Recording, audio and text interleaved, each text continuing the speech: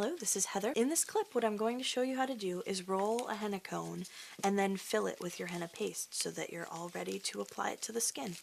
So what you have is a piece of cellophane. You can also use mylar, which is what helium balloons tend to be made out of. And basically, hold it like this and wrap it around your fingers and then just kind of keep rolling until you get a point at the end where it's actually closed off, and you make sure that's nice and straight, and you put a piece of tape right along the seam. So we have the cone, and now we need to put henna into a carrot bag that we'll then use to fill that smaller cone. Probably cut. You do want to be careful not to get it down the sides of the carrot bag because you don't want to squeeze it out all over your hand on accident. Ooh, kind of like I just did. No huge problem though.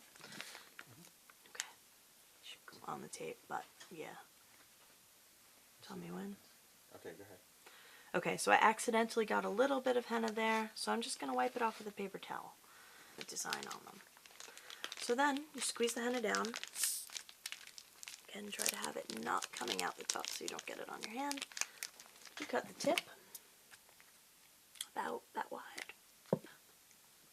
So now we take the carrot bag and put it into the cone, put the tip of the carrot bag near the tip of the cone, and just squeeze out a bit of henna.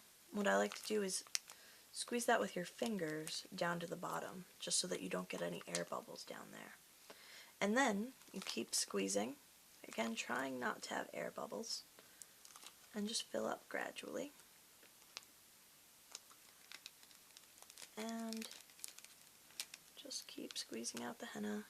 And you don't want to fill the cone too high to the top. That's just about right, like this. Okay, go. Okay, so now what you're going to do is fold the cone and kind of squeeze it. Make sure that no henna can actually escape as you're squeezing it. And fold it over. Do the left side first, and then the right side. So you create a little triangle there. Tuck the edges up and fold it down. And now you take a little piece of tape, which you should have already just put off to the side for yourself. Tape it on the side where the flap isn't, and then over the flap, and attach it to the rest of the cone. And there you go, you have your henna in the applicator. And to get your cone ready to use, you're just going to cut the tip just a tiny little bit to open it up so that you can squeeze the henna out.